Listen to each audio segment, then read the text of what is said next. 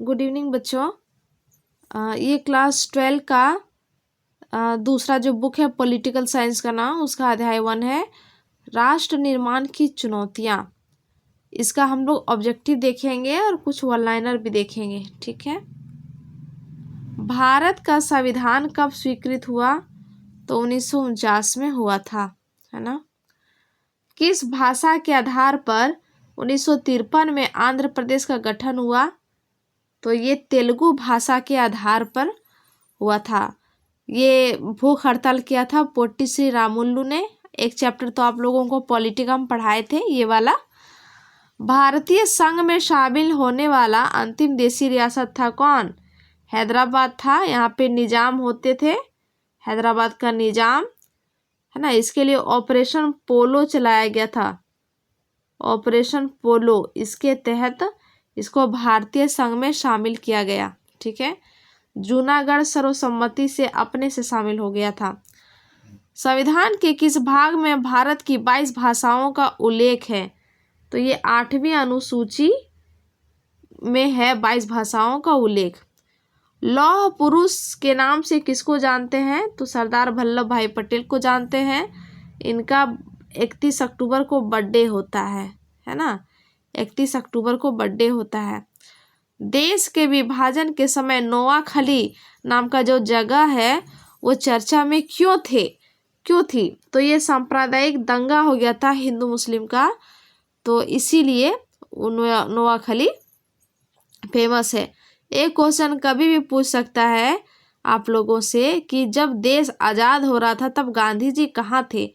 गांधी जी थे कलकत्ता में, है ना। वहाँ पे दंगा हो गया था, उसी को शांत करने के लिए गए थे कलकत्ता में। किस ब्रिटिश योजना के तहत भारत के विभाजन का प्रस्ताव पारित किया गया? तो हो जाएगा माउंटबेटन प्लान। भारत का पहला उप प्रधानमंत्री कौन था? तो कौन होगा? सरदार वल्लभ भाई पटेल।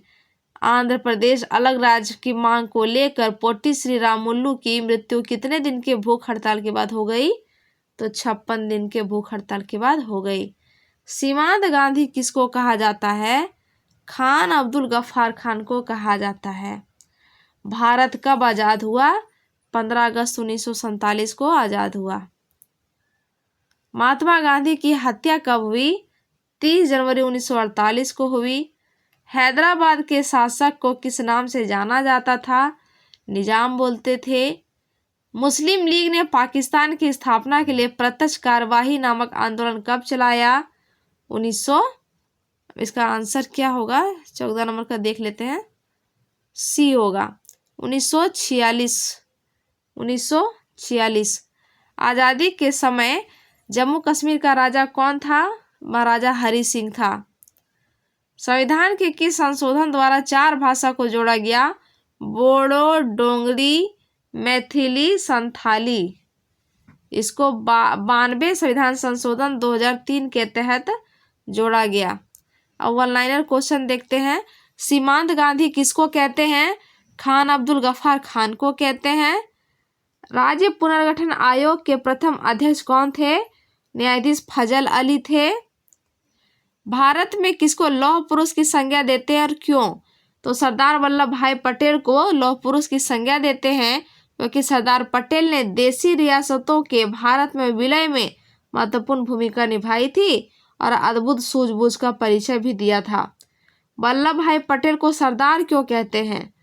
वल्लभ भाई पटेल को सरदार की उपाधि 1928 के बारदोली सत्याग्रह के समय ग्रामीण महिलाओं ने दी थी क्योंकि ये स्वतंत्रता के लिए अग्रणी भूमिका निभाए थे। मुस्लिम लीग द्वारा दिया गया द्विराष्ट्र सिद्धांत क्या है? तो द्विराष्ट्र सिद्धांत एक विभाजनकारी नीति है जो मुस्लिम लीग ने दिया था। इसका मतलब है हिंदू और मुसलमान दो अलग अलग समुदाय हैं और उन दोनों के हित अलग अलग हैं, अतः वे एक साथ कभी नहीं रह सकते, इसलिए 2 राष्ट्र की जरूरत है। विलय से पहले जम्मू कश्मीर का राजा कौन था? हरि सिंह था। धर्मनिरपेक्षता का मतलब क्या होता है? धर्मनिरपेक्षता का मतलब होता है किसी भी धर्म के लोगों के साथ भेदभाव नहीं करना। सभी धर्म के लोगों को सामाजिक, आर्थिक, राजनीतिक, कानूनी और सरकारी नीतियों में धर्म के आधार पर भेदभाव ना करना, यही है इसका मूल सिद्धांत। भारत की आज़ादी से पहले किन्हीं 3 देशी रियासतों का नाम लिखें। जूनागढ़ है, हैदराबाद है, जम्मू कश्मीर है। राज्य पुनर्गठन आयोग कब गठित हुआ? 1953 में गठित हुआ। राज्य पुनर्गठन आयोग के अनुसार 1956 में भारतीय संघ में कितने राज्य और कितने केंद्र शासित प्रदेशों का गठन किया गया है? तो 14 राज्य और 6 केंद्र शासित प्रदेश। ठीक है, इसको थोड़ा देख लीजिएगा।